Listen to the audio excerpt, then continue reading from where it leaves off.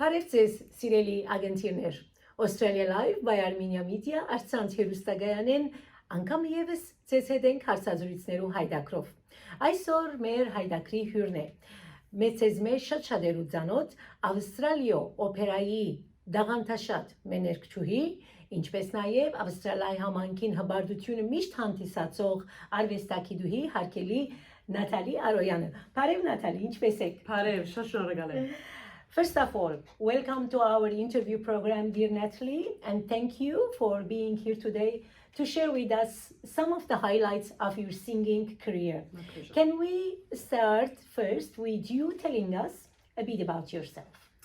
So I was born in Sydney, Australia. I was raised in a beautiful Armenian family full of rich Armenian culture.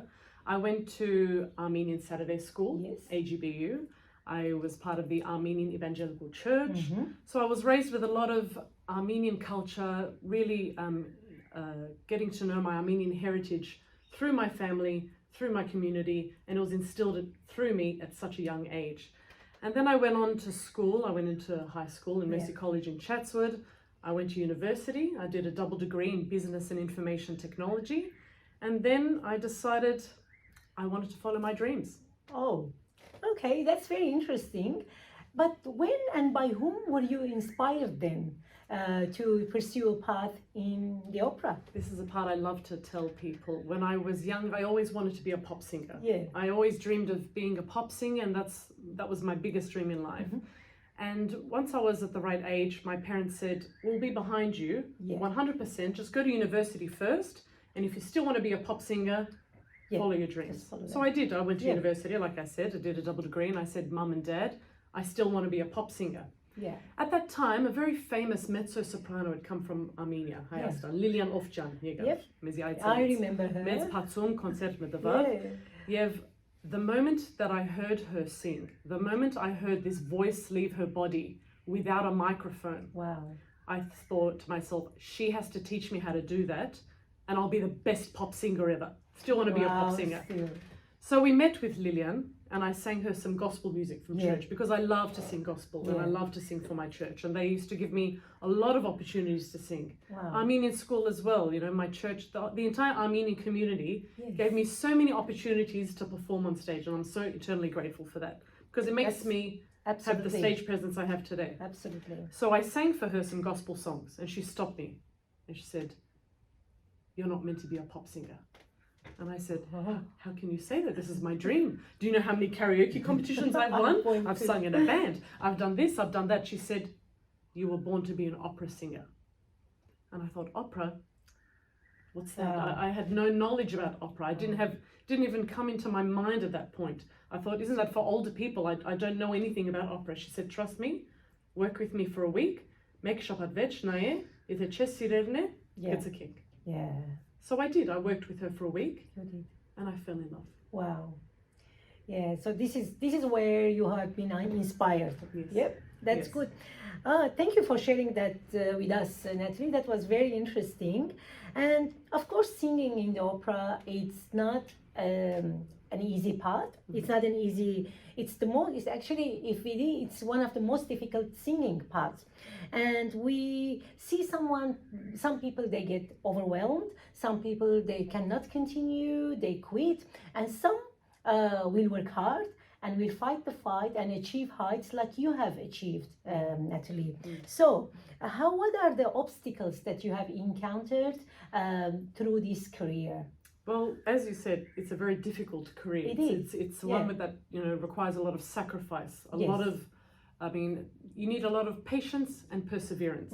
You need the patience to see this career through, and you need the perseverance to withstand the highs and the lows of this career. And there will be many lows in this career, many hurdles that you have to overcome. You know, a lot of critical people are going to judge you and tell you what you're doing wrong all the time, and you have to. And what you're doing on stage is giving your heart and soul. What I do on stage is very personal. Yeah. So when I get criticized a lot about, this and that, I have to take it with a grain, I can't take it all to heart because then it'll really affect me. Yes. So there's obviously a lot of sacrifices that you make. We work very hard. When I'm in opera mode, I don't go out as much. I don't go out partying. I'm very, I'm quiet at home. I focus, I'm working a lot, rehearsing a lot, which means I don't get to see my friends or my family as much. Yes. But they all understand. They know that this is part of the package. And they know that I'm working hard, and in the end it's not work for me because I'm enjoying it so much. My friends joke, they say, you're not going to work, you enjoy it too much. And they're right, because I love going to work every day. I love rehearsing every day, whether it's at 10 o'clock in the morning until 9 o'clock at night. Sometimes it's 6 days a week. But I love it. I love what I do, and I've followed my dream, and I'm just blessed that I'm able to make that dream a reality. Yes. So we can conclude that as perseverance and hard work. Yep. And that's where got you where you are now, Natalie. Excellent. And over the years, Natalie, you have played such important roles in very famous classical performances such as Aida, Odabella, Elvira, and Amelia. So can you briefly just reflect on the rehearsal process? Like, how were you prepared for these very important roles, and which one of them mostly speaks to your heart? So when we receive these offers, it's usually a year in advance. So I did one main audition at the beginning of my career with Opera Australia for my company. And since then, my artistic director has molded my career, my trajectory, the path that I've been going on. So slowly, he's been giving me bigger and bigger roles. I started off small, and then slowly you get to the big things that I'm doing now. So now, after 10 years with the company, I'm finally in the height of my career, and I get to do all the big dramatic soprano heroine roles that I love. And so we rehearse these operas over a period of 4 weeks. We do a lot in the Opera Centre in Surrey Hills in a room with our colleagues, because beforehand we've already learnt the music, the words, the meaning of everything, the meaning that I say, everything that the other colleagues say as well, because I have to act and react to everything I do too. So we come prepared to the rehearsal room.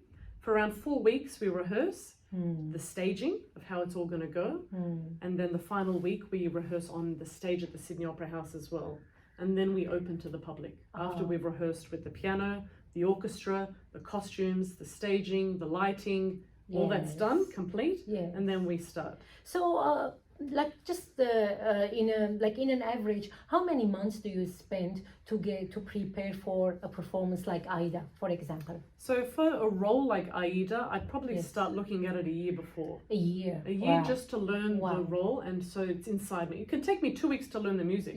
But it's not about learning the music. Absolutely. It's about living the music. Living. It has to come from inside me, so that it's something natural when it comes out on stage. Because as Armenians, we're taught, to recite poetry at a very young age. So that's something I'm very grateful for at Saturday School. That you already have. I already have that, capability to learn things off by heart in a different language.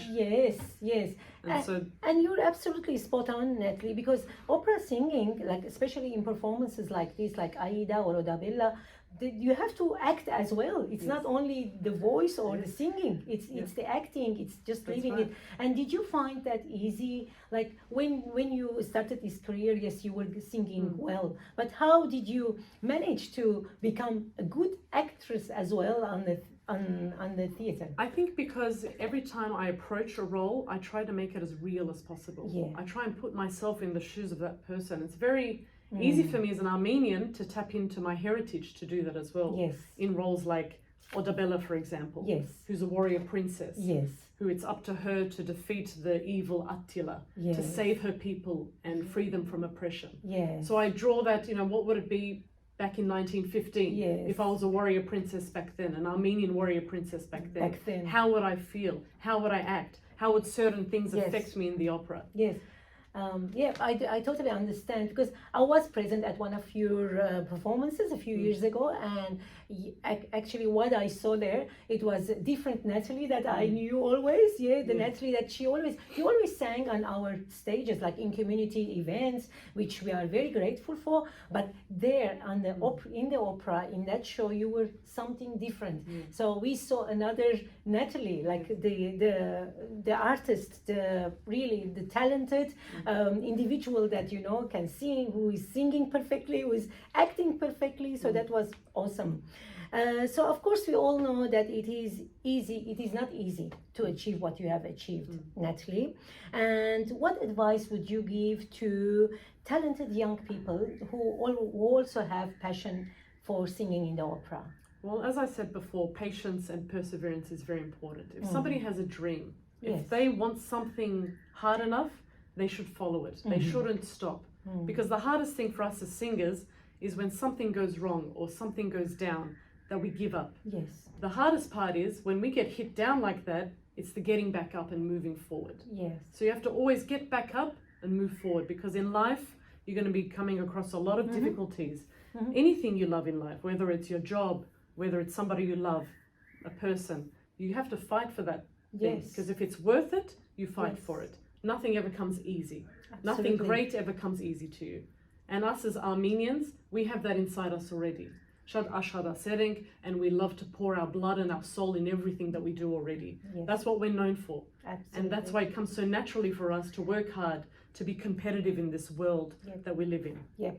Շատ ճիշտ ես Նատալի, այդ թիմադրողականությունը, որ որպես հայ ունենք, գրնանք ամեն դժվարություն։ Եթե մենք անցած ենք այդ դժվարությունները, որ մեր ժողովուրդը անցած է, մենք այսօր ամեն դժվարություն գրնանք շատ ջուրավ թիմակրավել, շատ ճիշտ է կադիգա։ And Natalie, ինչ են ապակա ծրագիրներդ? What are your future plans and how are you preparing for your role in Aida, which is, I think the performance is very soon. Yes, in a couple of weeks. Yes. Well, I've just come back from London, Yes. so I'm trying to expand now my career overseas. Okay. So now that I've established myself in Australia, I'd like to broaden my horizon now and just expand, in Europe and in America. So that's something like a big aspiration of mine, to just, the dream never stops. You have one dream and then you achieve it. So what comes next? You have to pick a bigger dream. And so you keep moving, you keep moving, and you keep moving forward. And you just get bigger and bigger, and just, it's just an amazing thing to do. And so Aida's coming up in a couple of weeks. So we start rehearsals already this week. Yep. And as I said, it takes a few weeks to prepare. This time it's going to be quite quick because we've done this production before. So I'm very excited. We start in a couple of weeks. On July 7 I start my first show. And I'm very excited to revisit this role that the last time I did was maybe 3 years ago in Italy. I did it in Italy the last time. So now I've come back to Australia, to my Australian community, to my Armenian community, and I can't wait to see you all there. Yes. So exactly what was the date when it starts? July 7. July 7. July 7. So and people, if they like to, our audience, if they like to reserve their tickets, is it through Ticketek? It's through the Opera Australia website. Opera Australia website. So սիրելիներ անոնք որոնք գուզեն եւ գփապակին անպայման Նատալի Արոյանին Այդայի այդ ներկայացումին ներգալալ, որ վստահ շատ գեղեցիկ պիտի ելա, ուրեմն հետևեցեք Opera Australia-ի website-ի վրա եւ հոնդերեն արդեն դոմսերը գրնակ առնել եւ ներգալալ մեր Natalie-ին, որ արդեն Aidan հուլիս 8-ին սկսյալ, Aidan արդեն իսկ պիտի սկսի եւ մեր սիրելի Natalie-ին անշուշտ պիտի լա գլխավոր թերագադարը այդ ներկայացումին, շատ կարեւոր է սիրելիներ ներկայալակ եւ քաչալերեք, որովհետեւ Natalie-ին միշտ մեր փեմերուն վրա եղած է, Natalie-ին միշտ մեր ցերնակները փայլեցուցած է իր քեղեցիկ երգերով, իր այդ տասական երգերով եւ այհավասիկ ժամը մերն է, որ մենք հալ քաչալերենք եւ երթանք եւ այս շատ քեղեցիկ արիթը չփախցնենք եւ դիտենք Natalie-ին, երբ ինքը Aida-ի այդ քեղեցիկ թերագադարության մեջն է։ Yev, Natalie, վերջին ասելիքս, as your community, we have always been very proud of you, as I said. And my last question to you now, how important do you think it is for us as Armenians to become, like with our talents, to become strong in our talents, in what we do, so we can become very competitive and very famous on national and international levels? Well, as there isn't as many of us as there are of the rest of the nationalities around the world, it's very important for us to work maybe even twice as hard. But what they say is quality, not quantity. Just because we are not many doesn't mean we aren't as talented or as valuable as anybody else. Absolutely. And as Armenians, even in the opera industry, we are known. We are very well known for our colour of our voice. Yes. So we've already made a mark. We've already been making a mark since the beginning. And of course, it's very important for us to be competitive. But for us, as I said, we're already such hardworking individuals. We're such a hardworking race, such a great community. We're always close. We're always supporting each other, lifting each other up. There's a lot of Armenian opera singers in the world right now, and we have a big Armenian opera singing community. And we raise each other up all the time. We have some in Germany, we have in Italy, we have in America, we have in France. And I'm friends, with all these people. And when you meet another one, it's not a competition because you're one team. Yes, absolutely. Absolutely. Look, this brings us to the conclusion of our interview. Dear Natalie, it was so lovely and very inspiring talking to you and hearing from you, what you said about your career, how did you get here, and how would you like to go forward, to move forward.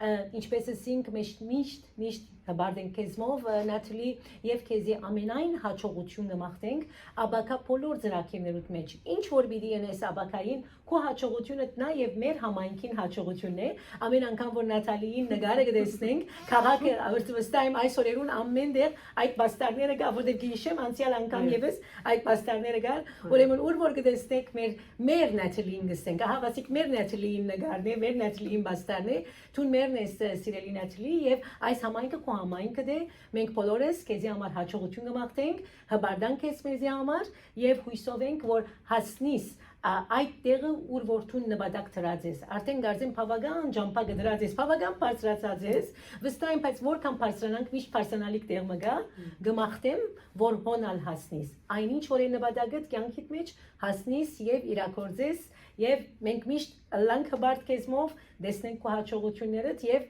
քեզմով ուրախանանք եւ հբարդանանք Աստված ուզենի ինչու՞ չէ Շնորհակալություն Նատալի շատ շնորհակալ եմ Եվ այսպիսով հարգելի ագնտիրներ մենք հասած ենք մեր այսօրվա հարցազրույցներու հայդակրի ավարտին մեր հյուրներ Ավստրալիայի օպերայի դաղանտաշատ երգչուհի եւ արվեստագետուհի սիրելի Նատալի Արոյանը Սիդնեի հայ քաղաքին քաչ ցանոթ EM Funerals տաղման սպասարկությունը ծեր դրամատրության դագ է ամեն օր եւ ամեն ժամ ծեր ամենադժվար ու ամենավշտալի բահերուն աճակցության մխիթարանքի եւ սփոփանքի իր մասնակի դացած ծառայությունը ապահովելով ցեզի եւ ծեր սիրելիներուն EM Funerals տաղման սպասարկության սեփականադեր Դիգին Էլո Մգրդիչյանը գխոստանա ծեր հարազատին մադուցել հրաժեշտի Չին ու հարկանքի կերազանց թաղմանական սպասարկություն։ Ձեր հարցումներուն եւ առաջարկներուն համար գրնակ հեռացայնել 0405 675 571 եւ կամ 1300 076 100 համարին։ EM Funerals տաղման սպասարկության գրասենյակի հասցեն է Suite 7 Level 1 174 Willoughby Road Naremburn EM Funerals տաղման սպասարկությունը հբարդորեն գերաշխավոր է Armenia Media ընկերակցության առցանց հաղորդումները